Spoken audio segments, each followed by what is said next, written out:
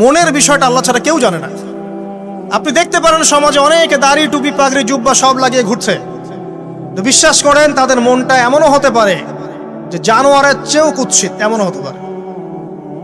আবার আপনি দেখবেন সমাজে এমন অনেক মানুষ ঘুরছে যারা হয়তো অনেক পাপে লিপ্ত মনে হচ্ছে, কিন্তু মনের মধ্যে সততা আছে।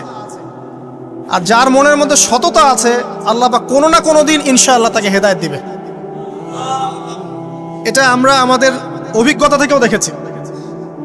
এমন অনেক মানুষকে আমরা দেখেছি যে ড্রাগ অ্যাডিক্টেড ছিল, মিউজিক করেছে, হারাম সম্পর্কের মধ্যে ছিল, নামাজ ঠিক মতো পড়ে নাই, কিন্তু যখনই আল্লাহর কথা আলোচনা হতো দেখতাম সে খুবই শান্তভাবে মন থেকে কথা শুনছে। এই কথা শুনতে শুনতে শুনতে একদিন মাশাআল্লাহ এখন দেখবেন যে চিল্লা দিয়ে বেড়াচ্ছে বিভিন্ন মসজিদে। আল্লাহ হেদায়েত দিয়েছে, সব ছেড়ে দিয়েছে। এরকম মানুষের অভাব নাই কিন্তু সমাজে। তো এখানে আল্লাহ পাকের রহমত বা দয়ার একটা উজ্জ্বল দৃষ্টান্ত দেখতে পারবেন। ঠিক এরকম আরো একটা ঘটনা আছে বনু ইসরাইলের। এক ব্যক্তি এত পাপ করেছে যে শেষে মৃত্যুর সময় সে সন্তানদেরকে ডাকছে, ডেকে বলছে যে আমি যখন মারা যাব আমার লাশটাকে তোমরা কবর দিও না, যদি আল্লাহ পাক আমাকে ধরতে পারেন তাহলে খবর আছে আমার। কি করতে হবে? সে বলছে যে আমার দেহটাকে তোমরা পুড়িয়ে ফেলবে এবং পুড়িয়ে ফেলার পরে ছাইগুলোকে একত্রিত করবা, করে অর্ধেক ছাই সমুদ্রে ভাসিয়ে দিবা, অর্ধেক ছাই বাতাসে উড়িয়ে দিবা। সন্তানরা তাই করলো। মৃত্যুর পর আল্লাহ পাক এই সমুদ্র এবং জমিনকে বাতাসকে আদেশ করলেন যে তোমরা ছাই জড়ো করে দাও। আর মানুষ আর জিন আল্লাহর কথা না শুনলেও এই প্রকৃতি আল্লাহ পাকের কথা শোনে। বিজ্ঞান বলে প্রকৃতি থেকে সব হচ্ছে। কি প্রকৃতি? প্রকৃতি কি, কাকে বলে? মানুষকে আল্লাহর ইবাদতকে বাদ দিয়ে প্রকৃতি পূজায় নিয়ে গেছে। এই পুরো প্রকৃতি আর মহাবিশ্বে এক আল্লাহর ইবাদত করে। কে সৃষ্টি করলো প্রকৃতি? প্রাকৃতিক ভাবে হয়েছে সবকিছু বলে, আল্লাহ থেকে হয়েছে বলা যাবে না। বললে আপনি মৌলবাদী হয়ে যাবেন। আল্লাহ শব্দ ইউজ করলে আপনি মৌলবাদী হয়ে যাবেন। ধর্মতাত্ত্বিক শব্দগুলোকে আস্তে আস্তে উঠিয়ে দেওয়া হয়েছে। দেখবেন যুক্তি বিজ্ঞান দার্শনিক শব্দগুলোকে আনা হয়েছে। এটাও টেকনিক্যালি করা হয়েছে।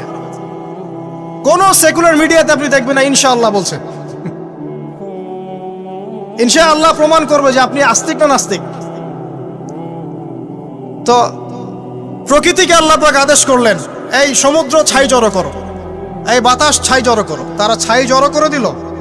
এই ব্যক্তিকে বলা হচ্ছে তুমি জীবিত করে আল্লাহ পাক বলছেন তুমি যে এই কাজটা করেছিলে, লিমা ফাআলতা হাদা, তুমি এই কাজটা কেন করেছো? তখন এই ব্যক্তি উত্তর দিচ্ছে মিন খাশিয়াতিকা ইয়া রাব্বি ওয়া আনতা আ'লাম।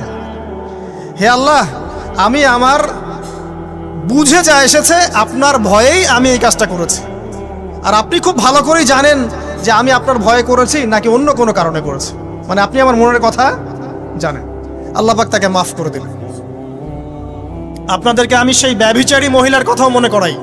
ওই মহিলা, যে ব্যক্তি একজন যৌনকর্মী ছিল বা যেটা আমরা বলি ব্যভিচারিণী মহিলা ছিল, একটা কুকুরকে দেখেছে সে পানি পান করার জন্য তৃষ্ণার্ত, সে এটাতে মায়া করে দয়া করে তার মোজাটাকে নামিয়ে এই কূপ থেকে পানি উঠিয়ে কুকুরকে পান করিয়েছে। এই একটা কাজের বদৌলতে আল্লাহ রাব্বুল আলামিন এই ব্যভিচারী মহিলাকে মাফ করে জান্নাত দিয়ে দিয়েছে। হাদিসে এটাও এসেছে, নবী সাল্লাল্লাহু আলাইহি ওয়াসাল্লাম বলেছেন ইরহামু মান ফিল আরদ, তোমরা সবাই জমিনবাসীর প্রতি রহম করো।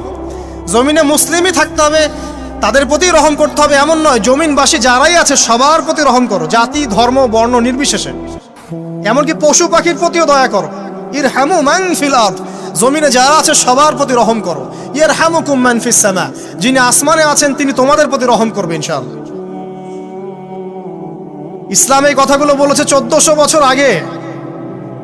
আজকের এই বিশ্বে, সোকল্ড এই মডার্ন বিশ্বে যেখানে মানুষের রক্তের কোনো দাম নাই, সেখানে ইসলাম পশু পাখির অধিকার নিয়ে কথা বলেছে 1400 বছর আগে। কাদেরকে কি শেখাতে আসেন? কোরআন এবং সুন্নাহর বাইরে অভ্রান্ত সত্যের কোনো উৎস আছে?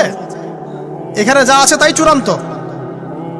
মানতে চাইলে মানেন, না মানতে চাইলে জাহান্নামে যান, কেউ তো বাধ্য করছে না।